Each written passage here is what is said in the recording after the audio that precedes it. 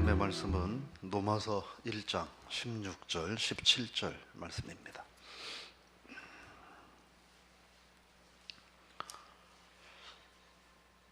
로마서 1장 16절 17절 말씀 우리 같이 함께 읽겠습니다. 내가 복음을 부끄러워하지 아니하노니 이 복음은 모든 믿는 자에게 구원을 주시는 하나님의 능력이 됨이라. 먼저는 유대인에게요 그리고 헬라인에게로다. 복음에는 하나님의 의가 나타나서 믿음으로 믿음에 이르게 하나니 기록된 바 오직 의인은 믿음으로 말미암아 살리라 함과 같은지라. 아멘.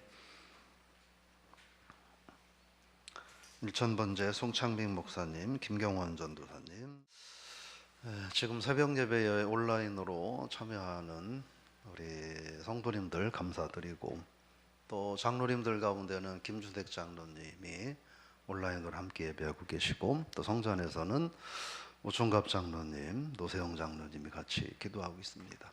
그 외에 이곳저곳에서 기도하는 성도님들 감사드리고 하나님 은혜 안에서 복된 삶이 되시기를 바랍니다. 오늘 로마서 1장 16, 17절 말씀을 가지고 오직 믿음으로 이런 제목으로 말씀을 나눠보고자 합니다. 오늘 16절을 우리 다시 한번 읽어볼까요? 내가 복음을 부끄러워하지 아니하노니 이 복음은 모든 믿는 자에게 구원을 주시는 하나님의 능력이 됨이라. 먼저인 유대인에게요 그리고 헬라인에게로다. 여기 16절에 보면 중요한 말을 하고 있습니다. 뭔 말이냐면 복음을 부끄러워하지 않는다, 이렇게 말을 하고 있습니다. 복음을 부끄러워하지 않는다. 이게 무슨 말일까요? 마가복음 8장 38절과 그리고 누가복음 9장 26절에 보면 같은 내용인데 주님이 뭐라고 하셨냐면 이렇게 얘기했습니다. 누구든지 이 음란하고 죄 많은 세상에서 나와 내 말을 부끄러워하면 인자도 아버지의 영광으로 거룩한 천사들과 함께 올 때에 그 사람을 부끄러워하리라. 그러니까 이 얘기는 오늘 1장 16절 말씀과 같은 맥락이에요. 우리가 이 죄 많은 세상에서 죽어가는 수많은 영혼들 앞에서 십자가의 구원의 복음을 증거하기를 부끄러워하면 하나님께서도 주님께서도 이 땅에 오실 때 그 사람 부끄러워하겠다 하는 거예요. 그래서 이 말은 현실적인 삶에서 무슨 의미냐면 바울 당시에 가장 강력한 영향력을 가지고 있는 것은 로마 제국이었습니다. 소위 말하는 팍스 로마나라고 해가지고 로마 제국이 가장 강력한 영향력을 세계 만방에 드러내고 있었는데, 그런데 이스라엘은 어떤 땅이냐? 그 로마 제국의 식민지에 불과했던 거예요. 그것도 보잘것없는 아주 작은 땅덩어리, 보잘것없는 식민지. 세계 최고의 문명을 구가하는 이 로마 제국의 식민지에서 시작된 복음. 그러니까 뻔한 거죠. 뻔한 거예요. 세상적인 관점으로는 뻔한 거예요. 그런데 그렇지만 나는 그 복음을 부끄러워하지 않는다. 우리가 신앙생활을 하면서 이거는 분명히 기억해야 돼요. 복음이 말하지 못하고 자랑하지 못하고 증거하지 못한다. 다른 많은 이유를 말할 수 있지만 하나로 얘기할 수 있는 거예요. 부끄러워하는구나. 부끄러워하는구나. 그러니까 말하지 못하는 거예요. 목사라도 장로님이라도 권사님이라도 그것을 말하지 못하면 부끄러워하는 거예요. 근데 바울은 말하기를 나는 부끄러워하지 않는다. 고린도전서 1장 23절에 보면은 뭐라고 말하냐면 우리는 십자가에 못 박힌 그리스도를 전하니, 근데 그게 유대인들에게는 꺼리껴지는 것이다. 그리고 이방인들에게는 미련한 것이다. 그러니까 예수 십자가의 복음이 유대인들에게는 꺼림칙한 거예요. 왜요? 자기들이 십자가에 못 박혀서 죽였거든요. 근데 그가 살아났다고 말하고 그가 구주라고 말하니 유대인들이 그게 꺼름칙하지 않을 수 없는 거죠. 그런데 이방인들은 아유 저런 미련하고 답답한 한심한 이렇게 바라본다는 거예요. 그럼에도 불구하고 복음은 왜 부끄러워하지 않느냐? 그것은 뭐라고 말하냐면 모든 믿는 자들에게 구원을 주시는 하나님의 능력이 됨이라 이렇게 말합니다. 왜 내가 복음을 부끄러워하지 않느냐? 이 복음은 믿기만 하면 그에게 구원을 주시는 하나님의 능력이 되기 때문이라는 거예요. 그러니까 신앙인이 복음 전하는 걸 부끄러워한다? 간단한 거예요. 좀 냉정하게 말하면 그 사람의 구원에 확신이 없는 거예요. 네. 내가 이 복음, 예수 그리스도 영접하고 주의 복음을 통해서 구원을 받은 하나님의 자녀라고 하는 확신이 없는 거예요. 그러니까 남에게 말하지 못하는 거예요. 안 하는 거예요. 그렇게 말할 수밖에 없어요. 조금 극단적으로 얘기한다면. 거기다 핑계를 대면 이런저런 핑계들을 댈 수 있겠지만 그러나 자꾸 들어가 보면 이 사람은 이 복음으로 말미암아 구원받은 확신이 없는 거예요. 그래서 죽어가는 저 사람을 보면서도 확신이 없는 거예요. 그러니까 말하지 못하는 거예요. 창피해서. 여러분 어때요? 만약에 저 늘 음식점 얘기를 하는데 하다못해 뭐 칼국수 하나 어디 가서 먹어봤는데 진짜 그 집 너무 맛있어. 너무 맛있는 거예요. 가격도 괜찮고 너무 맛있는 거예요. 그럼 어떻게 해요? 칼국수 먹으러 갈 때 그 집 가자고 이야기하잖아요. 왜요? 내가 확신하니까, 맛있다고 확신하고 내가 체험했으니까, 먹어봤으니까. 그런데 오늘 말씀해 보면 우리를 구원으로 인도하는 하나님의 능력이 되는 복음을 부끄러워한다는 건 내가 구원받지 못했다는 얘기밖에 될 수 없는 거예요. 능력이라고 하는 말은 두나미스라는 말인데 무슨 말이냐면 육체적이고 육체와 영혼을 함께 구원하는 힘을 말해요. 그러니까 복음이 뭐예요? 우리의 육체와 우리의 영혼을 구원하는 힘이라는 거예요. 이걸 부끄러워할 이유가 없는 거죠. 그죠? 근데 여러분 어떻습니까? 병원에서 환자들을 치료하는 의사, 그들이 우리들보다 더 유능하고 능력 있는 사람이라고 생각을 하잖아요. 그렇죠? 그럴 수 있어요. 그러나 그들도 다 치료하지 못해요. 병자, 환자들 있어도 다 치료하지 못해요. 네. 이약 저약 갖다 실험을 하고 경우에 따라서는 병원에 어떻게 돈이 좀 되게 할까 이런 것도 하는 거로 될 수 있어요. 그들은 치료하지 못해요. 의사들이 다 치료하면 모두가 다 100살, 1000살까지 살아야지. 그러나 다 정한 수명이 되면 죽잖아요. 자연사를 하든 질병으로 세상을 떠나든. 그러나 복음은 뭐예요? 그 모든 사람들을 하나님 앞에서 영원히 죽지 않는 영생을 주는 능력이 된다는 거예요. 그러니까 신앙인들이 복음을 부끄러워할 필요가 없는 거예요. 이걸 부끄러워하면서 신앙생활을 하는 것은 현명하지 않다. 그래서 나는 복음을 부끄러워하지 않는다 이 말을 하는 거예요. 사랑하는 성도 여러분, 오늘 저와 여러분들이 예수 그리스도의 십자가의 구원의 은혜로 죄사함 받고 구원받은 하나님의 자녀라고 한다면, 그래서 계속 태신자를 작정하고 그분의 VIP를 작정하라고 얘기하는 거잖아요. 길 가는 많은 사람들 붙잡고 뭐 듣든 안 듣든 예수 믿으세요 하고 전도지 한 장 줬다고 나는 전도했다고 위안 삼지 말라는 거예요. 그거는 어떻게 엄밀히 보면 전도라고 말할 수 없어요. 그냥 지나가는 사람한테 전도지 하나 준 거죠. 그러나 이 태신자 전도는 전도하는 거예요. 내가 죽어가는 영혼을 나의 전도 대상자로 삼고 그의 이름을 붙잡고 하나님 앞에 울부짖어 기도하고 내 생활 속에서 그에게 할 수 있는 시간들을 투자하고 물질을 투자하고 그래서 주님의 복음을 증거하고 주님 앞으로 인도하는 삶을 살아야 된다. 아직도 그럼에도 불구하고 태신자를 작정하지 않았다고 한다면 좀 고민스러운 거예요.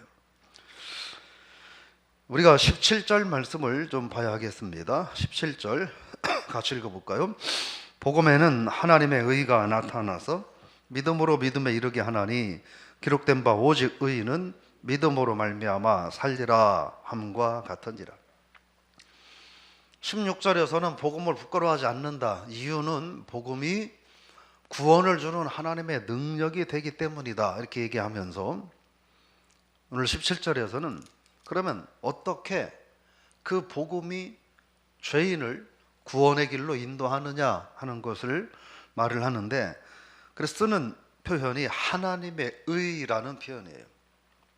하나님의 의는 뭐냐면 하나님 스스로가 거룩하고 의로우신 분이라는 거예요. 그게 하나님의 의예요. 그 하나님의 의 거룩하심 앞에서 죄인은 설 수 없어요. 죽을 수밖에 없어요. 또 반대로 하나님의 의는 죄인인데 내가 너희를 용서한다, 내가 너희를 의롭다고 인정한다 라고 하시는 그 의로움도 포함이 되는 거예요. 근데 그게 뭐냐? 나타났다, 하나님의 의가 나타났다 라고 말하는데, 나타났다는 것은 감추어져 있던 것이 눈에 드러났다라는 거예요. 그러니까 복음을 통해서 죄악 가운데 지옥에 갈 수밖에 없는 죄인들을 하나님께서 그들을 너는 의롭다, 거룩하다, 이제는 죄인이 아니다 라고 하는 의로움을 드러내셨다는 얘기인 거예요. 근데 나타났다라는 말은 현재형인 거예요. 현재형. 그러니까 지금도 나타난다는 거예요. 어제 이맘때였다면 어제 이맘때도 나타나고 있고, 지금 이 시간에도 나타나는 거고, 내일 이 시간에도 그 하나님의 의는 계속 나타난다. 즉 계속해서 하나님의 의는 죽어가는 죄인들을 의롭고 거룩한 하나님의 자녀로 만들어 가신다, 그런 의미입니다. 그런 거룩하게 하는 것은 바로 하나님의 의로 된다는 거예요. 그러면서 어떻게 하느냐? 믿음에서 믿음에 이르게 한다, 이렇게 말하고 있습니다. 믿음을 두 가지를 얘기하죠. 믿음에서 믿음에 이르게 한다. 이게 무슨 얘기냐면, 앞에 믿음은 주님 제 죄를 용서해 주십시오, 제가 주님을 나의 구원의 주님으로 영접합니다, 저 이제부터 예수 믿는 사람 되겠습니다 라고 고백하는 믿음이에요. 앞에 말하는 믿음은 그 믿음이에요. 예수 그리스도를 주로 영접하고 고백하는 믿음으로 그 다음 믿음에 이르게 한다. 그 말은 뭐냐면 방향을 얘기해요. 지향점을 얘기해요. 뭐냐면 주님, 제가 주님 믿습니다, 영접합니다 라고 예수 그리스도를 영접한 사람들이 성숙한 믿음, 거룩한 믿음, 예수 그리스도를 닮아가는 그런 믿음의 분량에까지 이르게 한다라는 말입니다. 결국은 그게 가능하게 하는 게 뭐냐? 하나님의 의라는 거예요. 하나님의 의는 뭘 가능하게 하느냐? 죽어가는 죄인을 죄사함 받고 너는 의롭다고 구원하시는 그 일을 하나님의 의가 가능하게 하고, 근데 그것만으로 끝나는 게 아니고 그렇게 그리스도를 영접한 사람을 예수 그리스도의 믿음의 분량에 이를 만큼 계속해서 역사한다 하는 것입니다. 그게 하나님의 의라는 거예요. 그러니까 저 여러분들이 구원받은 하나님의 자녀가 된 것은 우리의 힘으로 된 게 아니라는 거예요. 주님, 제가 영접합니다, 제 죄를 용서해 주십시오 라고 주님 앞에 고백할 때 하나님의 의가 그래 너는 거룩해 라고 우리를 의롭다고 인정해 주시는 거고, 또 그러므로 그 믿음으로 우리는 거룩한 그리스도의 분량에까지 성장하는 삶을 살 수 있다, 그 말을 하는 거예요. 그래서 뒤에 보면 의인은 믿음으로 말미암아 살리라, 이렇게 말을 하죠. 하박국 2장 4절의 말씀을 인용한 거예요. 하박국 2장 4절의 말씀을 인용한 건데, 이 말은 무슨 말이냐면 의인은 믿음으로 산다는 말의 의미는 뭐냐면 예수 그리스도만을 온전히 신뢰하는 것이, 예수 그리스도만을 온전히 신뢰하는 그 믿음만이 생명, 즉 영생을 얻는 길이다 하는 거예요. 그래서 믿음으로 말미암아 살리라라고 이렇게 얘기합니다. 산다는 말은 무슨 말이냐면 하나님의 세상을 이처럼 사랑하사 독생자를 주셨으니 이는 그를 믿는 자마다 멸망하지 않고 뭐를 얻게 함이라? 영생을 얻게 함이라. 그래서 여기서 살리라라는 말은 제세타이라는 말로 돼 있는데 이 제세타이라는 말이 영생이라는 말이에요. 그러니까 오직 의인은 믿음으로 그리스도를 나의 구주로 고백하는 그 믿음으로 말미암아 영생한다 하는 이야기인 거예요. 오늘 말씀을 정리를 해보면 신앙인이 복음을 부끄러워하는 것은 이 다음에 주님께서 나도 너가 창피하다 라고 하게 한다는 거예요. 그 말의 의미를 우리가 잘 들어야 돼요. 예를 들어 여러분의 자녀들이 있어. 근데 나는 제가 내 자녀라고 하는 게 나는 너무 창피해. 그건 뭐예요? 그 자녀를 내 자녀로 인정하지 않는다는 얘기인 거예요. 내 자녀라는 걸 거부한다는 얘기인 거예요. 주님께서 우리를 나는 난 너무 창피해. 하나님 앞에서 하나님 나 저런 자녀 몰라요. 나는 창피해요. 하나님 앞에 얘기할 수 없어요. 부끄러워요. 창피해요. 라고 얘기한다는 건 우리가 쉽게 아주 얄팍하게 생각하고 넘어가면 안 된다는 거예요. 그 얘기는 우리를 부정한다는 의미도 될 수 있기 때문에 그래요. 하나님 앞에서 우리를 부정한다는 얘기는 뭐예요? 우리의 구원에 문제가 생길 수도 있다는 거예요. 그렇잖아요. 그러니까 오늘 말씀을 우리가 귀하게 여기고 그래서 우리가 어떤 삶을 살아야 되느냐? 복음을 부끄러워하지 않는 신앙인이 될 수 있기를 주의 이름으로 축원합니다. 이유는 간단한 거예요. 그 영혼을 살릴 수 있는 것이기 때문에 우리가 부끄러워할 이유가 없다는 거예요. 예수 믿고 구원받아야 된다. 주님 영접해야 된다. 우리가 말해야 된다는 거예요. 왜요? 그래야 그 영혼이 영생을 할 수 있기 때문에 받아들이지 않으면 그건 영원한 사망을 지옥 경벌을 받을 수 없기 때문에 우리가 이거를 부끄러워해서는 안 된다. 그러므로 저와 여러분들은 그 복음을 이미 받아들인 신앙인이라는 것도 우리가 고백해야 하고 결국 우리는 복음을 고백하고 증거하는 삶을 살아야 된다. 그게 믿음으로 세상을 살아가는 삶이라는 거예요. 복음을 말하지 못하고 죽어간 영혼 앞에 복음을 말하지 못하고 나만 혼자 믿음을 갖고 산다는 건 어떻게 보면 저 깊은 산속에서 목탁 두드리면서 수양하는 그런 사람들의 삶하고 별로 다를 바 없는 거예요. 세상을 등지고 자기의 수양만 하면서 살아가는 사람하고 세상에서 살지만 복음을 부끄러워하면서 말하지 못하면서 살아가는 사람하고 다를 바가 없지 않느냐 하는 거예요. 그래서 로마서를 통해서 강하게 우리에게 도전하는 거예요. 복음을 부끄러워하면 안 된다. 예수님도 나와 내 말을 세상에서 부끄러워하는 자들은 나도 하나님 앞에서 그들을 부끄러워하겠다 말씀하신 거예요. 사랑하는 성도 여러분, 그래서 내 삶에서 자주 만나고 또는 알고 있는 사람 가운데 전도 대상자를 정하시라는 거예요. 그리고 그를 위해서 하나님 앞에 간절히 기도하고 사랑과 관심을 베풀고 하나님께서 기회를 허락하실 때 그 거룩한 생명의 복음을 그들에게 전해야 된다는 거예요. 저 여러분들이 그런 신앙인으로 살 수 있기를, 복음을 부끄러워하지 않고 담대하게 선포할 수 있는 신앙인으로 살아갈 수 있기를 저 이름으로 부탁을 드리며 축복합니다. 하나님 아버지, 오늘 로마서 1장 16, 17절 말씀을 통하여 나는 복음을 부끄러워하지 않는다. 복음은 믿는 자들에게 구원을 주는 하나님의 능력이 되기 때문이다 라고 고백하는 말씀을 통하여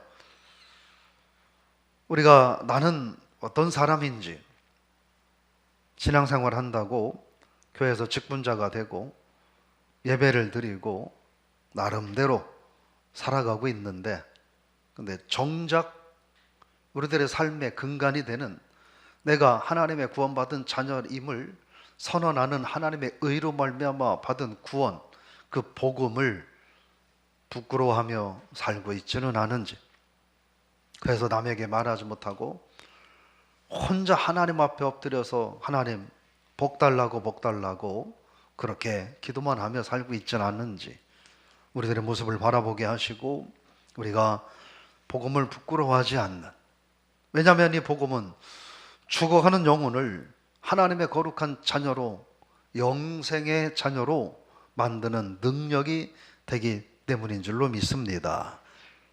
복음을 부끄러워하지 않는 오늘 하루의 삶을 살게 하여 주옵소서. 복음을 사실상은 부끄러워하면서 하나님 앞에서 거짓된 모습으로, 교회 안에서 거짓된 모습으로 허례허식을 찾는 그런 외식하는 자들이 우리가 되지 않도록 하나님 은총을 허락하여 주옵소서. 특별히 기도하고 원하옵기는 이 시간에도 병상에 있는 성도들 하나님 붙들어 주셔서 회복되게 하시고, 하나님의 특별한 만져주심과 하나님의 특별한 은혜를 경험할 수 있도록 도와 주옵소서. 예수님의 이름으로 기도드리옵나이다. 아멘.